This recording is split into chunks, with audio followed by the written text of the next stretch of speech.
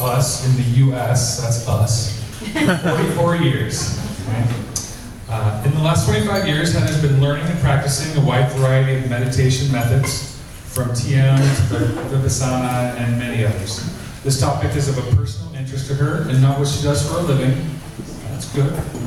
She's presenting the subject today because she wants to share what she's learned about the benefits of the physical brain and the conscious benefits of the states of consciousness possible from regular meditation. So she's going to speak to us on meditation and how your brain can benefit. New science proves it. So let's all welcome Heather Ritz.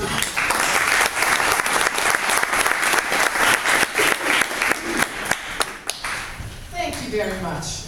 The only thing I'm nervous about is the microphone. Can everybody hear me? Yes. Great. I just want to say how much I love successful thinkers. I'm not a long-time member. I came here, I believe, in early August. And as I look around the room and see so many friendly faces that I already know, I just know this group does what it says it does. At least I can see 10 or 12 people that I have met, and not only met and gotten to know, but actually they're friends now in that short time. So it's really, really heartwarming to be up here as a speaker. I never expected when I came and walked in the door in August to be up here speaking. But it's something I am passionate about, and the question that I was asked at the first meeting was, what are you passionate about? And it really made me think, what am I passionate about? So I really am passionate about meditating. I've been meditating for 20 plus years. I am also passionate about brain research and understanding how our brains work. And I find that those subjects are really, they go hand in hand. Now I'm having some help passing around a little paper that I made up. The reason I'm doing that is because even if you never meditated, you can all benefit from the things that are on that paper, and I'll go over those later. I hope I have one left for myself. Okay, thanks.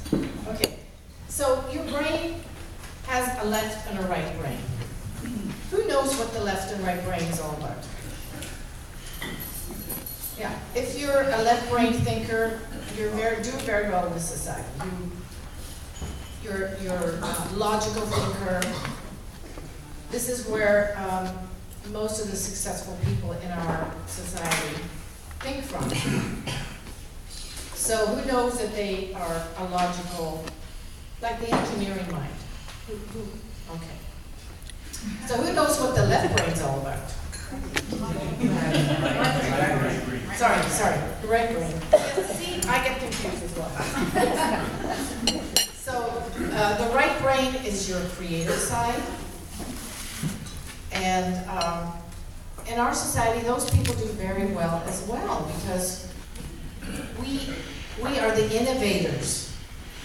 We have the ideas and we have the freedom that the right brain can cultivate. So in terms of meditation, who meditates? Okay, well that's pretty good. That's a good number. Because many times I'm talking to a group and people have the idea that meditation is kind of woo-woo, you know, a little esoteric for people. And would anybody like to volunteer and tell me why they don't meditate or if they've had trouble meditating? Okay. It's simple. I don't meditate because I don't know how. You dare. That's why I'm doing this talk today. Because, yes, anyone else? I don't meditate because I don't know what I should. Okay, well, that's another reason for the Can you say it out loud so we can Hello, hear? Yes. hello, could you repeat what they said because we can't hear that? Okay, she's saying she doesn't know how to meditate, Oh, you're fine. and and this lady says she doesn't know why she should. Thank you. Okay. I fall asleep. Yeah, that's very common because we have a sleep-deprived society. Don't have time. Pardon? Don't have time, yes. When I don't, it's usually because my brain is so full that when I say clear your mind of all thoughts, my brain says, say what? And I just can't, I feel like, oh, am I doing it? I think I'm doing it. Am I doing it? I don't know. I think I might meditate. Well, you all for sharing that. Those are really common reasons why people don't meditate. And the sleeping part, you know, if you start to meditate and you fall asleep, it's still a good thing because you needed that little cat nap, you know, and your brain is relaxing. Meditation, it brings about a response in the brain that relaxes you. Now, for the people who don't have time, let me tell you what brain science has discovered. Even if you don't have time to meditate, everybody has time to yawn. Do you know that if you yawn 10 times in a row and breathe in between, that they've discovered that it creates the same brain consciousness as mindful meditation for 20 minutes. Isn't that remarkable? So, if you're on your way to work, and you definitely didn't have time, and you have a full day ahead of you, everybody driving in their car to work can yawn 10 times. And it's a way of the oxygen, of more oxygen getting to your brain. And it definitely has been proven to change your brain consciousness. So who couldn't do 10 yawns on the way to work? Without crashing. Can we make that a freeway sign? And the other discoveries that are actually ongoing research are the vowel sounds that the Om sound is all about. You've heard of people doing the Om when they meditate. Did you ever wonder why they do that? And it's kind of Eastern philosophy. It's a little foreign to us, but the O sound, the Ah sound activates your left brain. The O sound activates your right brain, and the at the end activates your middle brain. And the midbrain, they've discovered, is the unlimited miracle brain. That is where you really create from. That is where your frontal cortex doesn't have any power over you. Everybody put their hand on their frontal cortex and say, stop. Stop. You can also just turn down the volume. What you're doing now is turning off the mind chatter. So this is something that you can all do before you start to meditate. You're going to turn off the mind chatter, because people don't meditate because they think about what they're going to make for dinner next and what appointments they have, and they feel that those thoughts are disturbing their meditation. And they think that meditation, there are a lot of myths about meditation. They think that they have to have completely clear mind and no thoughts. Well, everybody has thoughts. That's what the mind does. And in the frontal cortex, that's where we have all our limiting thoughts. I can't do this, I did this before, it didn't work. You know, all those things that are not helpful to us in our mind chatter. So the first thing you want to do before starting to meditate is turn off the frontal cortex. So we've done that. Breathing is very important. Anybody want to take a sigh right now? There's a purpose in the sigh. It relaxes you. It brings about the autonomic nervous system, brings the relaxation response. So when you take a deep breath, breathing is a very integral, important part of meditation. So, and we're going to actually meditate here today, because I don't want anyone leaving the room having all this information about meditation and having no experience of it. So I'm going to invite you in a couple of minutes to meditate with me, and I will guide you. So common elements of meditation are focus. It's a way to focus your mind. Who couldn't use more focus in your life? Couldn't.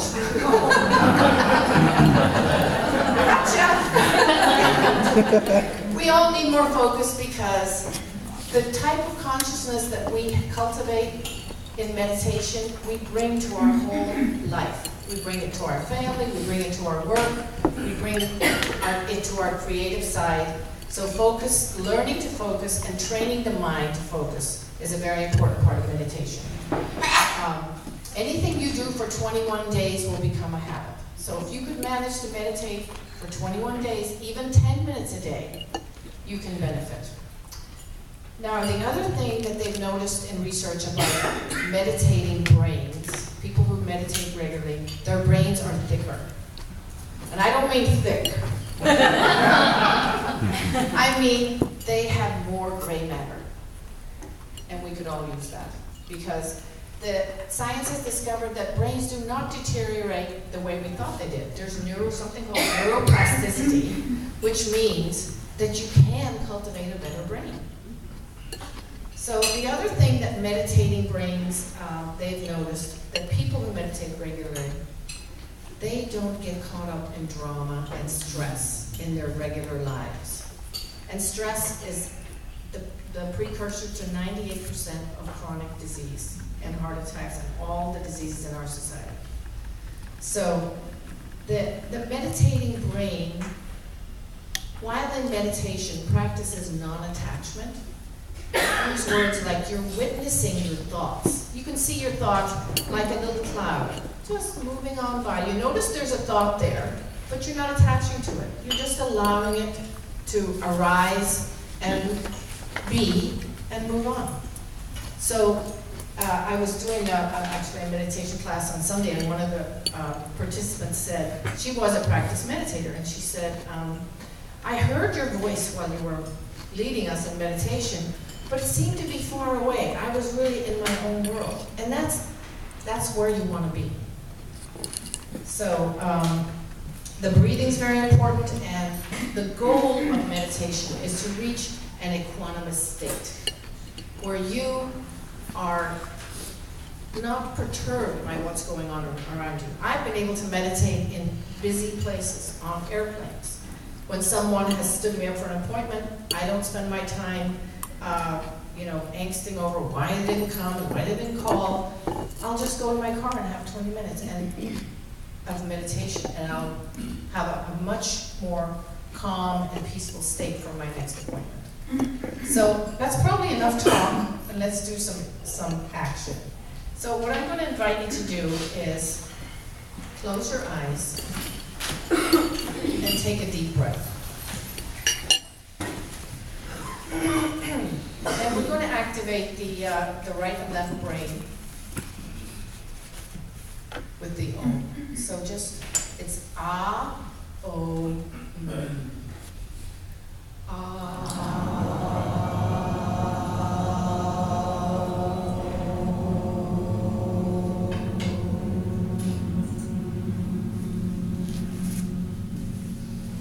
Make a nice deep breath, and we'll do it 2 more times.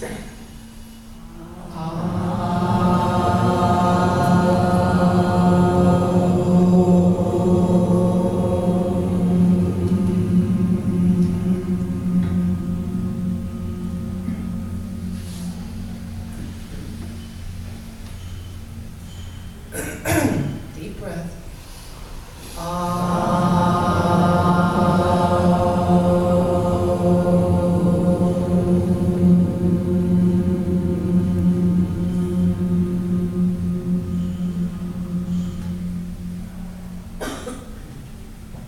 Now just notice your breathing and focus only on the breath.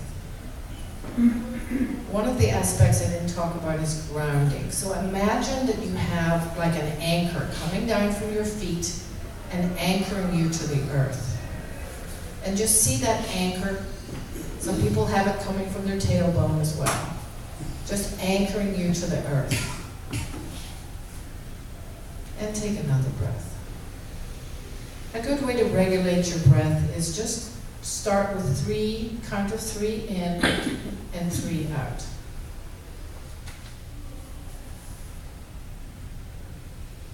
And just notice your breath.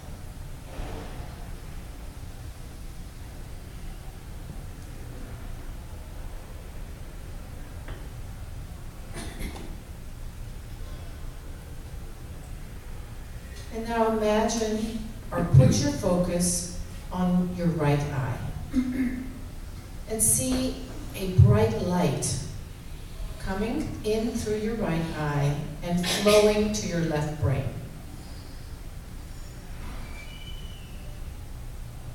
Breathe in 3 times the light going in through your right eye and flowing to your left brain. And another breath. The light goes in through your right eye into your left brain. And then switch your focus to your left eye. Allow your left eye to have the light flowing in through your left eye and flowing into your right brain.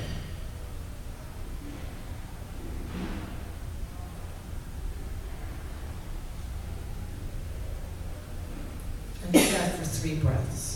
In through the left eye, flowing to the right brain.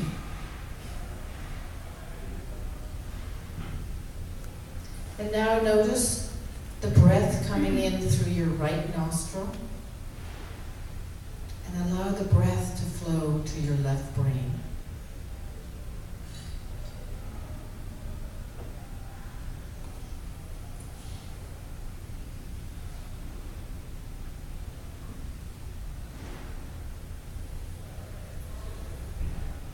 And then notice the breath coming in through your left nostril and flowing to your right brain.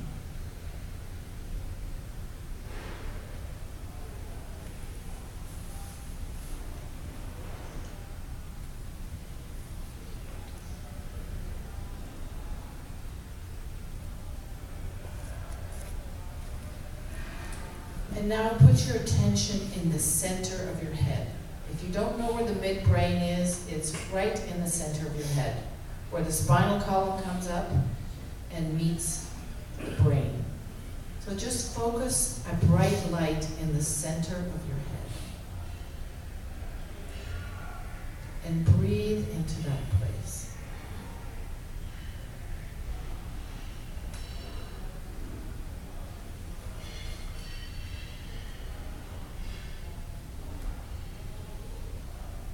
Another way to do meditation is to scan your body with the breath. You can breathe in through your feet, and as your breath comes up through the feet, it relaxes the part where you're focusing on. You can breathe in through your legs, through your knees, and have the breath come up through your torso,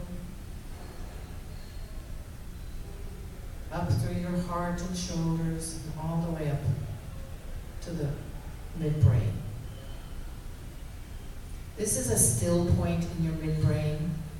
This is where your unlimited mind is. This is where you're just being. So just draw that light into the center of your head.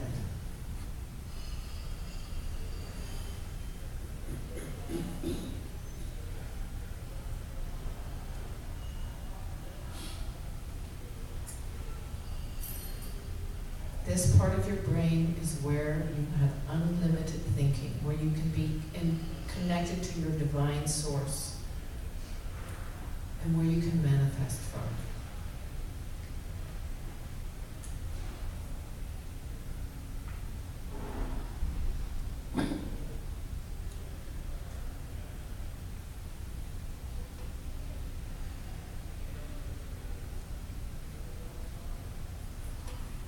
Another thing I like to do is imagine your favorite color and have it be your healing color. Breathe in that color. Breathe it in through your lungs and allow that color to fill up your whole chest and fill up your whole body, little by little. Just breathe in that color and allow it to bring you to a deeper level of calmness and relaxation.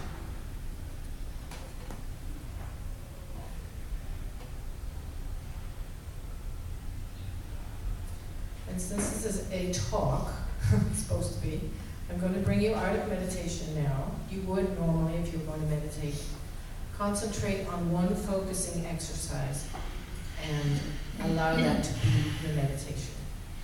So make yourself aware now of your feet on the floor. Wiggle your toes and fingers and allow yourself when you're ready to come back to awakeness.